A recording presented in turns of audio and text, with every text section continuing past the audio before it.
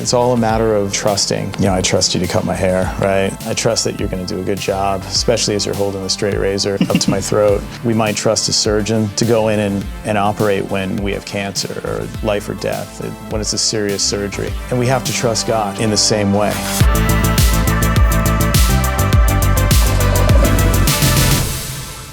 How's it going, everybody? Welcome back to What Matters Media.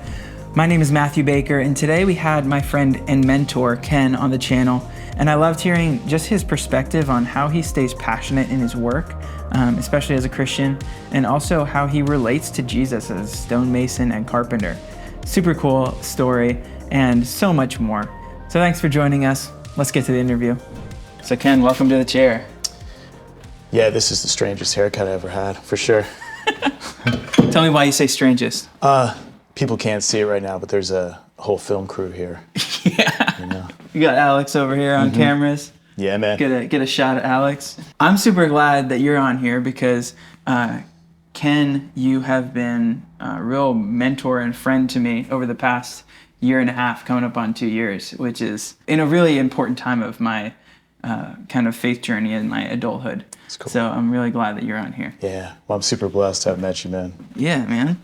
So tell the people a little bit about your childhood growing up. I don't want to get too deep into it, but just kind of where you came from, coming from kind of a pretty punk kid, right? Yeah. I kind of always just rolled to my own beat. I grew up, I was a 70s kid, bicentennial baby, born in 76. Nice. So I'm a little bit more patriotic than most, kids born in the 70s. The 70s were a great time growing up. Big wheels, A-Team, Knight Rider. Life was more simple, I would say. I had a great family, awesome parents, grew up Roman Catholic. So it was pretty, we were not just Christmas and Easter Catholics, but, we went every Sunday and pretty devoted. Yeah. Became an altar boy as I grew up and, really, served in the church and whatnot. So I didn't grow up in any sort of Catholic faith, and I hear people talk about what an altar boy is. What does that actually mean? So an altar boy would help out with the Mass, would help the priest with the Mass, with the liturgy. Okay. And so basically it's lighting candles and assisting the priest as he's performing the Mass. And so, so you get dressed up in a little priestly robe and have to go before the Mass starts and prepare. And it's pretty involved with the service. It is, yeah, definitely. And I think a lot of times it's funny. I remember, being in Sunday school. I think it was in first grade, and a priest walked in and said, who in here wants to be a priest when they grow up? And myself and another guy shot up our hands. We were like, we want to be priests. Yeah. And they're like, all right, get these guys to altar boy school.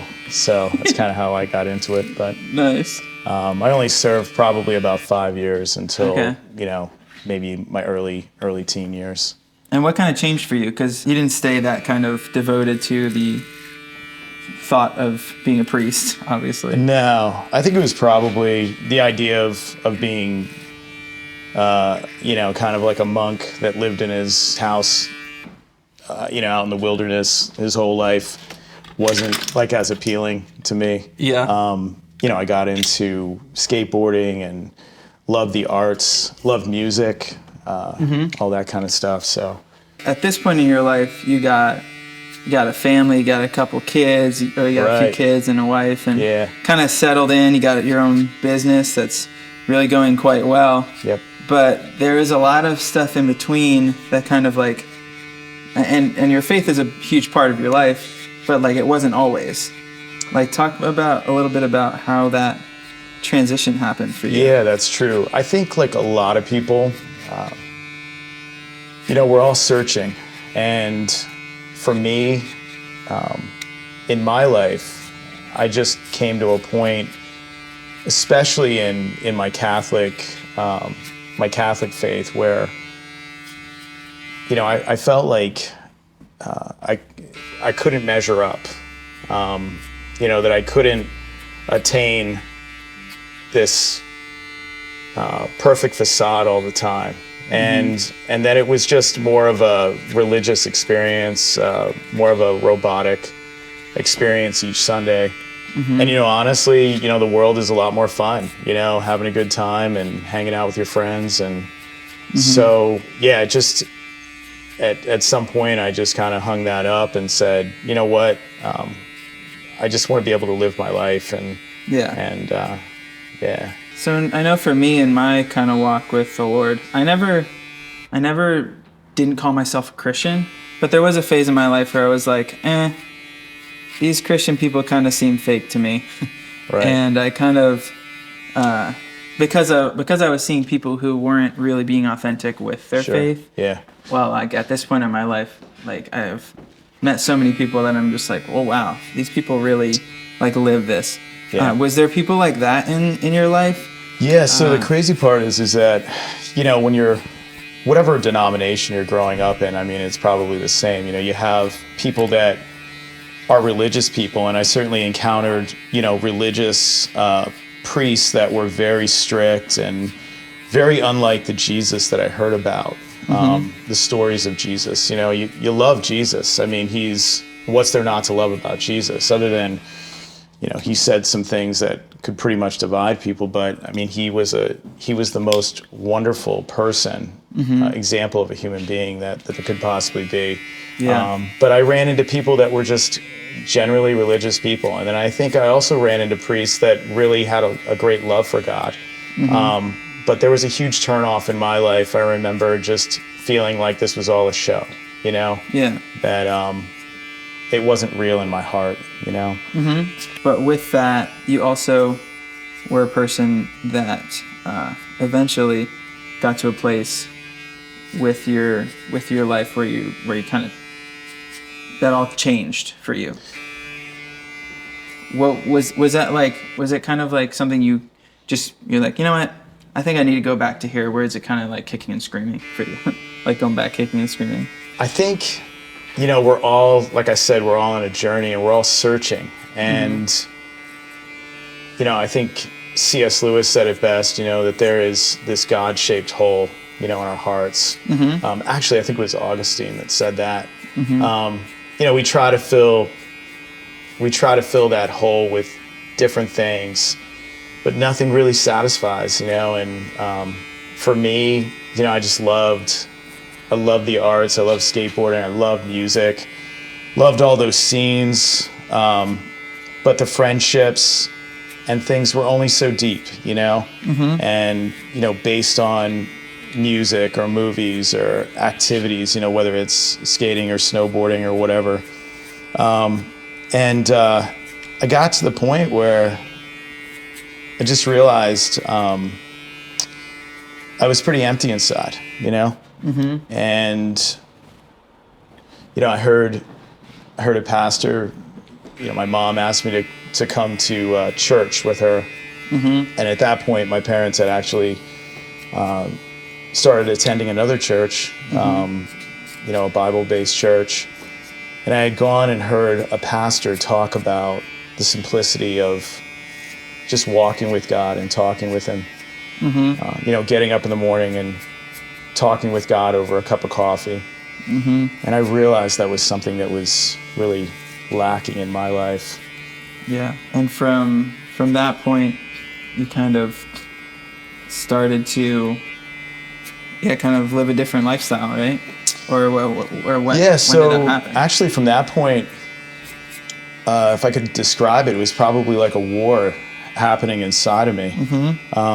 I heard it, and at first I was like completely offended. And honestly, tears started to flow from my eyes. This was in 1996. And my mom that night, she actually tried to give me a Bible, and I could tell it was a book that was wrapped up. We exchanged our Christmas presents on Christmas Eve. She tried to give me a Bible, and when she handed it to me, I cursed her out. I cursed the whole family out. I don't want your effing Bible. I don't want your effing Jesus. Let me alone, and pretty much destroyed Christmas, that it's not like the kind of Christmas Eve you want to have with your family. Yeah. And I tore off in my car, and but really what was happening inside of me was a war was raging inside, and I didn't know what to do with that, Yeah. and so it's probably about a year later or so that I realized this was something that I needed. I needed to have peace with God in my life, because nothing else was working in my life. Yeah. And what would you say was the turning point, or where did you feel like you, in your life, started really following God and kind of like giving up and saying, hey, God, whatever you want for me, I'm going to give it to you? Do you feel like there was a certain point where that kind of clicked, whether it was a moment or a season of life? Or Yeah, so probably at 21 is when I would say I ran up the white flag of surrender, and I said to God, I'm done, and if you are who you say you are, I want to see this in my life. I'd heard a lot of stories about who Christ was and is, but I wanted to see if he would encounter me in a very real way, in my life. Yeah. And he really did. He showed up, and I became a new person, and it's not something that I believe that I did on my own. It really, he really changed me from the inside out, my heart. Yeah. And now, a bunch of years later, there's a bunch of stuff in between, but I would love to hear you, right now you're a stonemason, and that's like a huge part of your life. Sure. And it's a huge part of your, I would even say identity, would you say? Of where you kind of... Yeah. So it's kind of crazy, because I think, when we're young, I believe that we are destined to do certain things. And we have these desires inside, and we're not really quite sure what to do with them. Yeah. In my family, there were people that were into the arts, and in fact, I found out through ancestry that my grandfather used to work in the art department in New York City, and oh wow, a magazine and department up there, and you hear stories. My great grandfather was an Italian stonemason, and on my grandmother's side, the French side, there was artists on her side. And, I always just loved the arts. And, I was kind of a quiet kid, very, very sensitive. And I got to the point where, I graduated high school and did not know what I wanted to do with my life. And so I saw that, I could go to art school and continue with, drawing and painting and sculpture and things like that. Or I could do something, more substantial with it in the trades. And so my father, he had a business where he was restoring old buildings, working with stone, and there was, all different types of ways to express that. And so I got into historic preservation of old churches, farmhouses, barns, and we work not only with stone, but we work with metal as well, and some carpentry as well. Yeah. So that's pretty awesome. Yeah.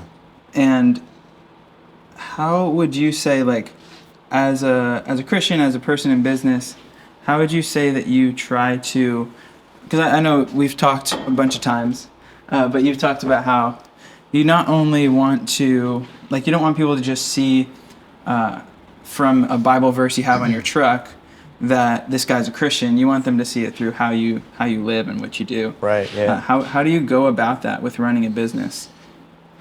Yeah. So, just like every business,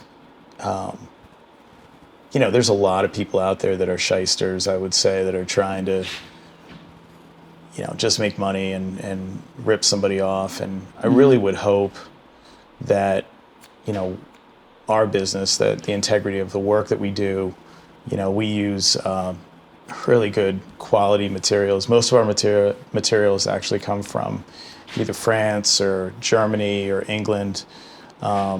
they're all, European restoration products that give long-lasting repairs to buildings. You know, so we're trying to conserve and preserve buildings that will be generational repairs.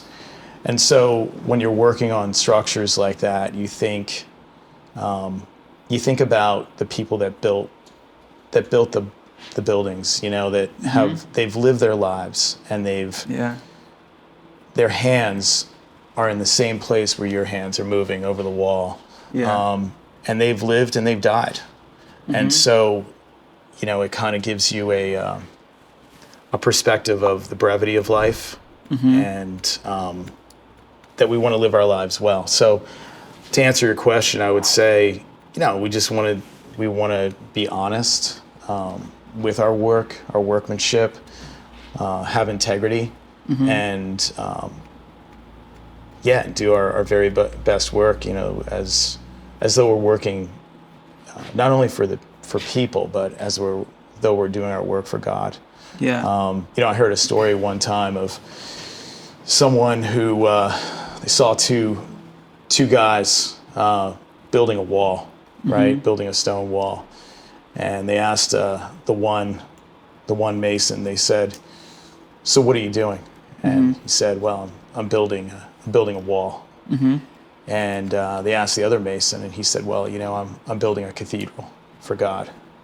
And I think that's a good perspective to have, that we think no matter what we do, whether we're a barber or a plumber like you used to be, or whether we're a garbage man, or whether we're an IT person, or whatever calling we have in life as a surgeon, or if we're a pastor, or even just maybe you're keeping home and you're taking care of your family at home in relative obscurity, that you're serving God, through that.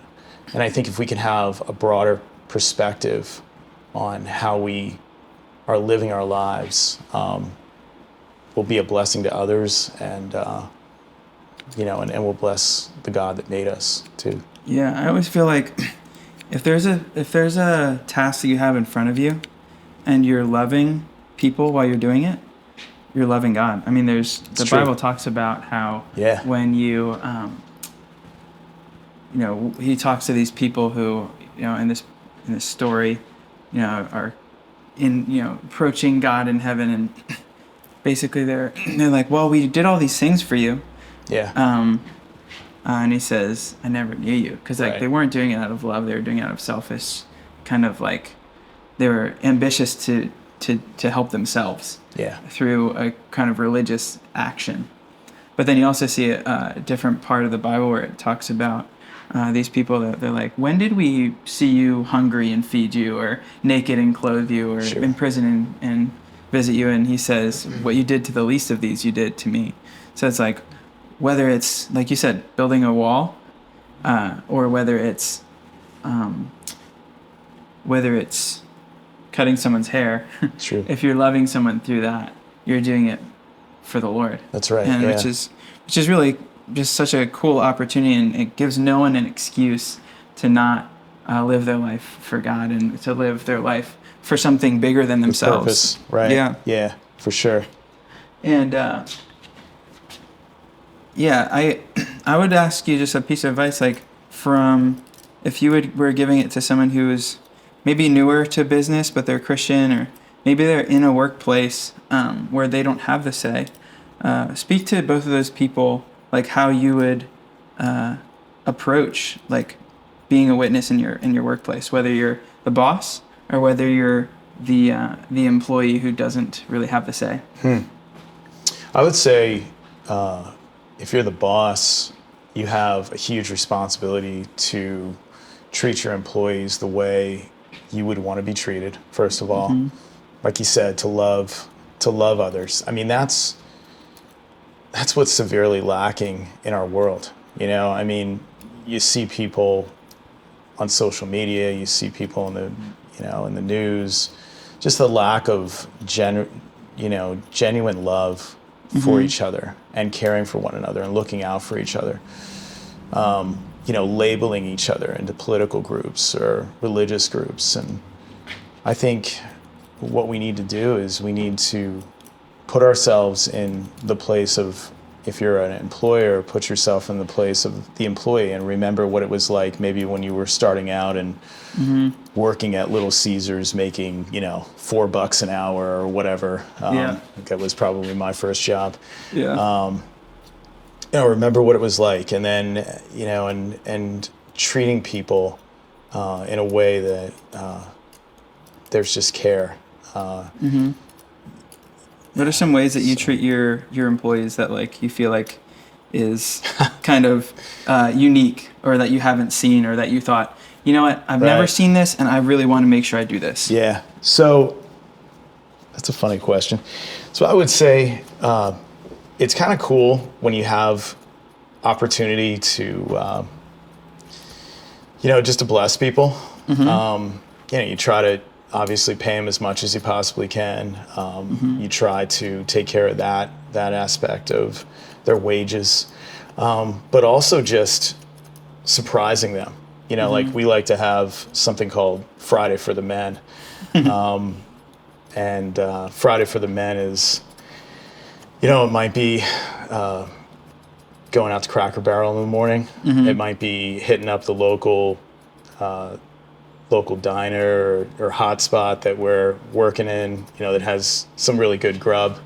And it's always great to support like other local businesses, I love like, Greek food and finding like a good Mediterranean place, and just blessing the guys, surprising them. For me, obviously food is a way to communicate love. So I think that's pretty universal. Yeah. But yeah, I love doing that. I think when there's times that people just, they may need some time off, to deal with something, personal or family time, or maybe they just need someone to talk to or to care for them.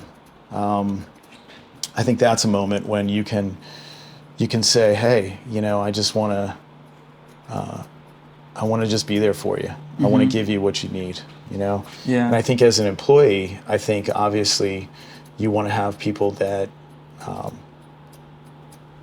are honest, they're honest with the customer, that are honest with you as an employer. Even if they're not, if you're not a believer and you're working for a Christian person, I think, they're just looking for honesty. They're looking for that. Somebody that's not stealing from them and stealing from a customer, obviously. When you talked answer about your question. Yeah, when you talked about just being there for them to talk to sometimes. Yeah. I think it wasn't a employee-employer situation, but it was a place where my barber teacher, at a time when I went through a really tough breakup that when I was in barber school, and it was really just like, I was having a hard day. Yeah. I was like the first day back at school since this happened, and I was really just like holding back tears, Yeah, right. And he saw me in the break room, and he said, "Hey, Mac, you want to come in my office?" And he called me in there, and he just listened, and let me like kind of share what I was going through. Yeah. And he gave a little bit of advice, but he mostly just listened. Yeah. And he said, "Hey, you can just hang out in here as long as you need to. Right. If you need to, like, you can, sit in the office or sit in the break room, wherever you need to kind of hang out. But if you want to cut some hair, let me know." But basically, like, he just gave me the space to mourn, and it was like a really important thing for me to realize, like, oh, this person cares more about me than me just doing some more haircuts and making him a couple more bucks. Yeah, that's really awesome. And he cared about me in he's a Christian dude, but that was a way that he was being. It says this human person. Right. He loved me in my brokenness, and it was like sometimes it's giving someone that breath, space, space to sit back and learn about themselves and grow and just be and be okay that they're broken. Yeah. And that's just a place where I think is really really cool. And I love how I've heard some stories of you guys in the van. Like you guys are just a team. You know, it's just like Right. you know, it's like a family. I mean, some Yeah. of your employees are family. Right. Yeah. But also, like just writing songs in the work truck Oh as you're man, driving. some crazy stuff. Yeah. Some fun I stuff. think humor is a good thing. You know Yeah, what I mean? it Lightens is. up the day. I think they're finding more and more in. I don't know if you've seen this Blue Zones show. No. But it's all about basically people that live around the world in different areas where they're just living to be, 100 or even 100 years old. Wow. Centennials, I guess they call them. Yeah. They find that, humor is joy, laughter, merriment. You know what I mean? Yeah. Making merry. That's like a good thing. And I think too, business, let's just face it. I mean, we all have bills to pay. We all have responsibilities, right? It's stressful. There's everything. We all have some sort of responsibility, and it can be a stressful thing. It can be frustrating when things don't go well, and you don't get accomplished what you want to get accomplished in the day. But just taking a step back and remaining in a place of thankfulness and of gratitude, of saying, you know what, God, you got this, and I just want to not get caught up in the moment of frustration right now, and I want to remember to treat others the way that I would want to be treated in this moment. Yeah, that's super good. Yeah. Yeah, and just how would you say that you guys bring humor or joy into kind of, I mean, I'm sure there's some wet, dreary days that you guys are working outside. Yeah, right. How would you say that you bring joy into those types of places? I think the first thing is, just having the right outlook every single day. It might mean, starting off with a cup of tea in the morning or coffee just to kind of get you going, and having a discussion, about what the day is going to be like. If we're facing some inclement weather or whatever, just trying to set some goals. And, as far as keeping happiness and joy on tough days, I think taking some breaks. We've worked outside in the elements. I guess this year will be 30 years I've been working outside. Wow. And it's kind of funny. I think about some of those moments, and actually really enjoy just the wildness of being outside. I grew up, my parents had rented a farm, and I just grew up running out in the woods and living in the wild, and just love that, and so I think there's something about being out in the elements that is also just really awesome, the heat, the cold, seeing the snow roll in across the mountains, the first snow of the year. But yeah, just taking time to take a breath and, get something done, but also not a killer pace that's obviously going to give you a heart attack by the time you're 50. Yeah. So. And I think joy is far beyond circumstances. It's true. Yeah. I think about how, when I was in Ireland one time, and we were walking, and it was a dreary day after a very beautiful week, which is kind of rare for Ireland. Like, it's usually rainy. It usually get a few different seasons throughout the whole day. Yeah. So the sun came out? So the sun wasn't out. Okay. The whole week, it was really a blessing, like that the whole week we had beautiful weather. But then on like Sundays when we had our days off, that we didn't have things that we needed to do outside, that it would rain. It was kind of crazy. But basically we said to this one old lady, or someone from Ireland that we were with, said, oh, this weather, something about, small talk. And this old lady said, there's never bad weather, just bad clothing. And I thought, it's such a good picture of how our circumstances, a lot of people walk every day dependent on their circumstances. Sometimes it's even, well, it's Monday. Right. Oh, finally Friday, and all their, and it's day, it's good to look forward to, like, Friday for sure.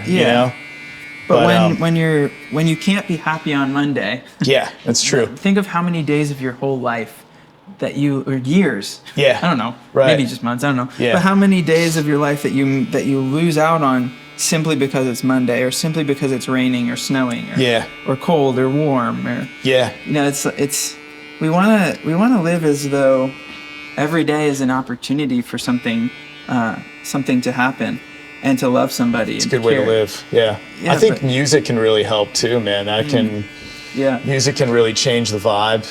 Yeah. And just like food, I mean, music can be one of those things that, you throw something on, and of course we can listen to the most droning, depressing grunge music, which it's not that I'm not opposed to droning, depressing grunge music. You've listened to your shit. Yeah, I mean, I love that, I mean, and there's a time to be melancholy and, throw the Cranberries on, and but there's also a time to be lifted up,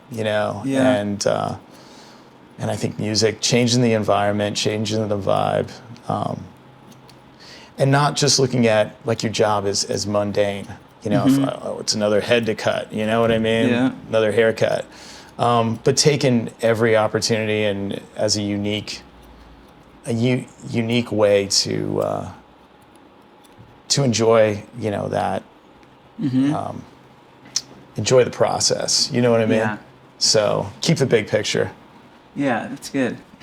Yeah, I think it really is a shame when I hear some people, every day their job is tough, and I know there's some people that really are just in a hard situation. Like they need money, they hadn't been set up, or didn't have the capabilities to set themselves up. Right. Or sometimes you made decisions in your childhood that resulted in maybe having a kid younger than you were ready to, or there's different things that happen that I know there's some people that don't get to have their dream job. Right. And that it's sad that some people have to lose out on that for at least a season of their life, that they have to really work a hard job just to kind of make ends meet. But I think there's always an opportunity to set yourself up for the next step. Yeah. And to keep moving forward and to never lose hope. Yeah. That like, hey, maybe you have to work 10 years in this really tricky job. Right. But at least work a job that's setting you up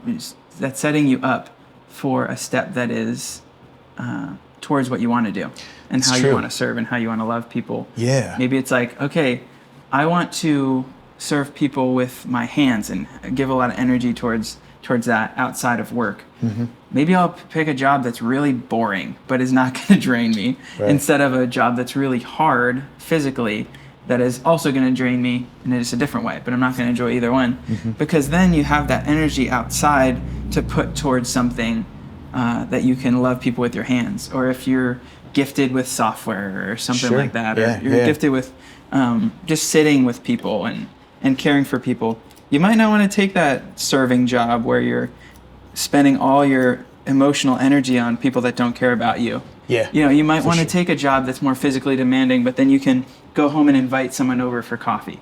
Right. And I think those are the ways that maybe your job can't aid you in the greatest joys of your life, but it can set you up for some great joys. It's true. Yeah, and I think we live in a really unique place in the West here in America. There's a lot of opportunities. Mm-hmm. I think, I've traveled around the world. I worked in France, actually, with my father for a short period of time on an old building, which was super cool. Mm-hmm. Was over in Romania and Hungary and Serbia, Jamaica for a couple of years, going down there, helping out, doing different types of missionary type work. Mm-hmm. And, especially in some of the Eastern Bloc countries, I remember just, they loved America, and they saw America as a place of great opportunity. And I think coming back, there's always a cultural shock when you come back into the country. For sure. And you realize that people here, sometimes they don't even realize how much great opportunity there is. There's a really super cool verse in the Bible, which I just heard a couple of months ago, and it says, "Cast your bread upon the water and it shall return to you." And it basically was King Solomon, and he was talking about how he would send out all of his goods, all of his merchandise. He would send it out on a ship, and then it would return to him with other treasures from around the world. And it was an act of faith to send that out.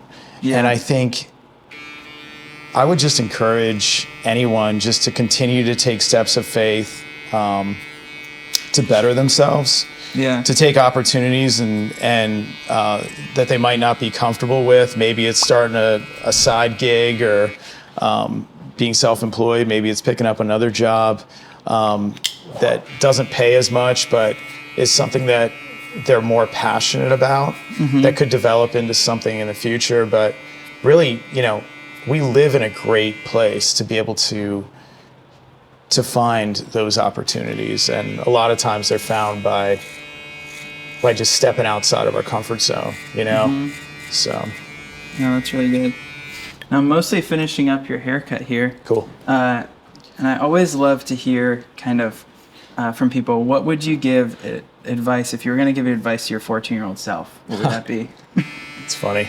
It's kind of a tough question because, the things that you live through are the things that make you the person you are today. Do you know what I'm saying? Yeah. And so in my life, I always loved going against the grain and, maybe doing something that wasn't cool at the time, but was cool to me. And I think it's good to live your life against the current of what the world says, and to be an individual, and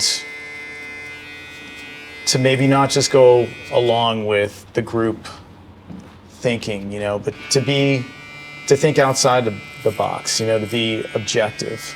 And I think I'd tell myself just to not care about what people think about you, because it really doesn't matter. Just to pursue, really who you're called to be, without fear of other people, So. Yeah. No, that's good. I think it's interesting how a lot of people will say that kind of advice in a way of doesn't matter, live however you want to live, right? And be yourself. But it really kind of can be a detrimental view if you give the first half of what you said. But when you added that, it really is about finding what you're called for. Exactly, right. And it's not just pursuing things, but pursuing good things, and not letting those pieces of criticism from people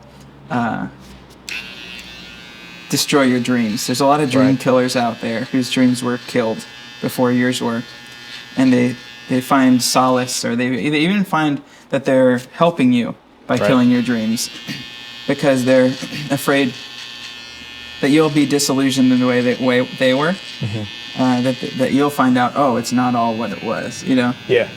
But what I've found is that finding the thing that makes you feel alive, finding the things, and it might not even be the same thing your whole life, right? But finding the things that make you feel alive and allow you to love people better, that's the places you want to find yourself. And it's those places where you will come alive. It's true. It's those places where you'll find, even though this is really hard, and even though this is a very tricky place to be, I want to be here because it's actually making the world a little bit better. Yeah. And making people feel a little more heard and a little more known. Yeah. I do think there's such a just secret wisdom in just loving others and not caring so much about yourself. Some of the greatest joys that I've experienced in life is, maybe, when I was in my early 20s, going over to Hungary and just helping kids there at a youth camp and seeing the joy in their faces, not even being able to understand Hungarian, or serving deaf children down in Jamaica, up in the mountains of Jamaica. I did that 3 years in a row, these kids that were ostracized by their society for being deaf. They were called dummies. they had such incredible love and joy, and it was so cool just to work with those kids and to pour into their lives, and really, you seek to go and, hey, this is what I'm going to do. I'm going to go and like bless this person or these kids or, whatever we're called to do, especially if it's like in a missions sense. But then in the end, you end up just being blessed yourself, and in ways you can't really fully understand. So it's always great just to take time. And, we live in a culture now, Matthew, and what I really appreciate about like our relationship is that, we met just getting a haircut here. I walked by, I'm thinking this shop is really cool. I like the way he's decorating inside. And I looked in, I saw you, and I thought, man, this guy's really super professional at what he's doing, right? And I thought to myself, I'm going to pop in there. So we, in our relationship, it grew from just getting to know each other to really deeper times together. And there's such a disconnect now where relationships are very superficial online, where they might just be, somebody's highlight reel on Instagram or what they're doing. But really, relationships take time. They take sacrifice. And it's so good just to take that time together to meet for an hour or two and just spend time, together to love one another. And something I've learned and really leaned into is when you open up the door to your own heart, to your own life, to someone that you've found to be trustworthy, it allows them to feel welcomed in to also give you a little bit of their life. And you have to find those people that are trustworthy to do that with, because if you don't, you really just, all of your thoughts and all of your emotions are all trapped inside your own head and never questioned and never put in a place where you could grow and learn yourself. It's always in a place where you think what you thought and then you perpetuate that thought and then you keep thinking that. But when you open up to someone else who might have a little bit different perspective, whether they're older or younger or just had different upbringing, you'll grow and learn just from doing life together. Yeah. I know me, you, and two other guys, Joe and Ben, we meet every other Monday night. And with that, Ben's 19, and you're, 47. Right.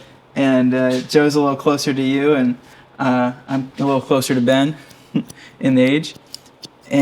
But in those 4 different ages, we have so totally different life experiences. Right. Totally different. Yeah. All of us. But we connect on a way that all of us feel like we can grow in that time. Right. And it's through even me, like Ben's not that much younger than me, but submitting to someone's advice who's 19 when he has really good advice.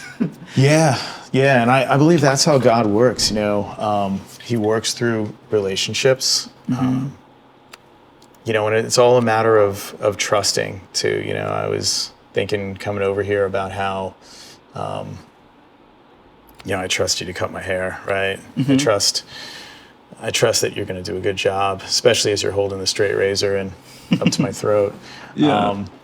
But I mean, we might trust a surgeon the same way. We might trust him to go in and operate when we have cancer or life or death, when it's a serious surgery. And we have to trust God and in the same way. And so I think when we get together and we spend time together, God uses people generationally. I like to look up to older sages, like to look up to older people that you can say, hey, there's a Gandalf in my life that I can look up to. You know what I'm saying? Yeah. But yet also being humble enough to say, man, I have not arrived. And like you had been talking about the circles that we get in our mind where we get in this rut. It's like a wagon wheel that's caught in the same muddy rut that we can't get out of on our own. until someone helps to pull our wagon up out of that rut and maybe look at a different perspective and be humble enough to accept that, be teachable. You know what I mean? So Oh, that's cool. it's a beautiful thing, really. Yeah. I mean, it's what we're made for. We're not made to be in solitary confinement. We're made for relationship and community, and that's the beautiful part about what the church is. No matter what denomination you're a part of. Mm-hmm. So yeah, I'm reading this, or I just finished reading this book. It's called "The Night Is Normal," and it talks kind of about the word disillusionment, and gives a lot of different ideas of being disillusioned with God and others and ourselves. But in one of the last chapters, it talks about the difference between trust and love. And it came to my mind because he said about, like, we can trust a surgeon. Right. You're trusting me here, Sure. And the thing is, with people, we can love them without trusting them. Whether it's a family member who's wronged us or a group of people who've wronged us, or there's all these different people who we can love without trusting. We can show love, which is just action. Mm-hmm. It's just saying, despite what you did or you've said or done, whether you've earned it or not, I'm going to choose to love you. But then there's people that you can trust without loving, like your surgeon. Me, before you even knew me, you didn't love me, but you trusted me enough to cut your hair. You saw maybe the pictures online, or you saw me cutting someone in the chair, and you said, I think that person's trustworthy, right. And your trust grew. I just thought you looked like a cool guy, to be honest with you. So, but yeah, so for whatever reason, we trust these different people, and sometimes we find that trust was unwarranted, and it's hurtful. Right. But sure. But I hope I never can say that I regretted loving somebody. Yeah. Because if love is done out of wanting to get something from something, or if it's done out of anything other than I'm loving you because God loved me, mm-hmm. then, or because I've been loved, that is, anything besides that is selfishness. True. And it's not true love. Yeah. And that's true. And so when we love people, they don't need to be trustworthy. They just have to be human. Right. And yep. But when we love people, we don't have to have any reason to do that other than that we're loved. Mm-hmm. But then also you said about that we can trust God, and we have to trust God with our lives. Right. The amazing thing is we can both love him and trust him. We can trust him because he's trustworthy. He's proved himself to thousands of how many generations of people have seen God's faithfulness. How many times has he proven himself to us individually, but also to so many people. But also, he's worthy of our love, not just because he's done good things for us, but because he's good and because he's God. And so we can love him and trust him with our lives. And there's nothing that's more comforting than being able to love and trust somebody. Mm-hmm. And that's such a place where we'll never be let down. Mm-hmm. And anything that does kind of disappoint us about our experience with God, it's because of us having a wrong view of him. True. And yeah, that's true. I think C.S. Lewis said that God is the great iconoclast, or something like that. Right. Which basically is an old word, but C.S. Lewis was around a while ago. But iconoclast was someone who basically debunked a thought or a. I'm probably not exactly giving the right definition. Maybe we'll put it on the screen. Yeah, right. But basically, it's someone who's kind of debunking He's British, something. remember? Yeah. Right, yeah. But God is the great iconoclast, that he debunks even our thought process of him. Yeah. That he brings in truth that is greater than we can even understand. Mm-hmm. And so we can love him because he's worthy of our love and because he's trustworthy. That's true.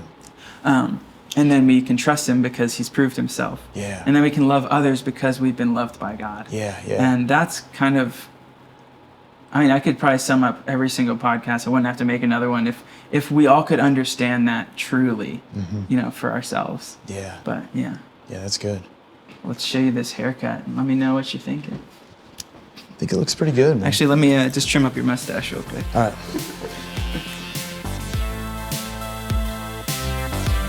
How's that look, Ken? Thanks, Matthew. Well done. Yeah, Sweet. looks good, man. Sounds good. Thanks for being on here, Ken. Sure. Thanks for having me.